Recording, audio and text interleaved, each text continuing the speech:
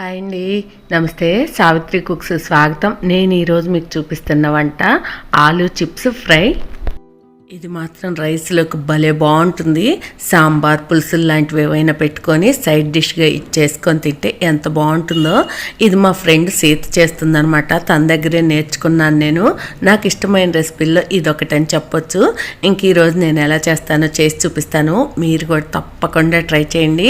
ఇక్కడ నేను ఒక్కటే ఆలు పెద్దది తీసుకున్నాను. ఈ ఆలూని శుభ్రంగా కడిగేసి ఇలా చెక్కు తీసేసుకోవాలి. మనకి కూరకు వాడుకునే ఆలు ఏదైనా సరే తీసుకోవచ్చు. ఇంక ఇప్పుడు ఇక్కడ ఒక గిన్నె తీసుకొని అందులో సగానికి పైగా వాటర్ వేసేసుకొని ఈ వాటర్లో కొంచెం ఉప్పు వేసేసుకొని అంతా ఒకసారి కలిసే వరకు కలిపేసుకోండి. మనం ఇందులో ఆలు ముక్కలు వేసుకుంటే నల్లబడిపోకుండా ఉంటాయన్నమాట, మనం ఇలా ఉప్పు వేసుకోవటం వల్ల. ఇంకా అందరిళ్లలో దాదాపుగా చిప్స్ కట్ చేసుకునే స్లైసర్లు ఉంటానే ఉంటున్నాయి కదా ఈ మధ్య. నా దగ్గర అయితే మాత్రం లేదు. మీ దగ్గర ఉంటే కనుక దాంతో చిప్స్ కట్ చేసేసుకోండి. ఇంక ఇక్కడ నేనైతే మాత్రం మిక్సీకి వచ్చింది ఇది స్లైసరు. దీంతో కట్ చేస్తున్నాను. మిక్సీకే పెట్టొచ్చు, కాకపోతే ఒకటే కదా ఆలు, ఎందుకులే అవన్నీ కడగటం అని ఇలా తీస్తున్నాను అనమాట. ఇంకా ఒకవేళ మీ దగ్గర ఇది లేదు అది లేదు స్లైసర్ అనుకుంటే కనుక చాకు తీసుకొని పలచగా కట్ చేసుకోండి. చాలా పలచగా. మా ఫ్రెండ్ సీత అయితే మాత్రం చాకుతోనే కట్ చేస్తుంది, భలే పలచగా కట్ చేస్తుంది. ఇంకెక్కడ చూసారా, ఇవన్నీ కూడా నేను ఇంత పలచగా కట్ చేశాను కదా. ఇప్పుడు వీటిని ఒక్కొక్కటిగా కట్ చేసుకోవాలంటే మనం చాలా టైం పడుతుంది. ఒక 10-15 వరకు ఇలా తీసేసుకొని చిప్స్ ఇలా చిన్న చిన్న ముక్కలుగా కట్ చేసేసుకోండి ఒకే సైజులో.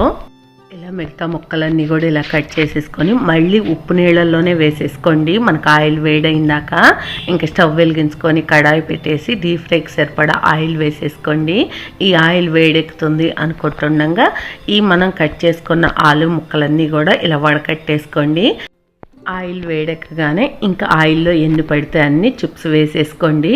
ఇంకా ఒకసారి కొంచెం పొంగులాగా వచ్చినట్టుంటుంది, వెంటనే తగ్గిపోతుంది. ఇలా తిరగేసుకుంటూ వేయించుకోండి. మనం చాలా చిన్న చిన్నగా కట్ చేసుకున్నాం కదా, చాలా త్వరగా వేగిపోతాయి. ఇలా గోల్డ్ కలర్ రాగానే తీసుకోండి. మరీ ఎక్కువ గోల్డ్ కలర్ రానివ్వకండి. బయటికి తీసిన తర్వాత కూడా కొంచెం కలర్ వస్తాయి.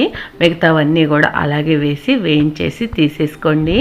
ఇందులోనే ఒక 2-3 రెమ్మల కరివేపాకు వేసి వేయించుకోవాలి. మనం ఇలా గెరెట్లో వేయించుకోవటం వల్ల కరివేపాకు వేగగానే తీసేసుకోవచ్చు చక్కగా.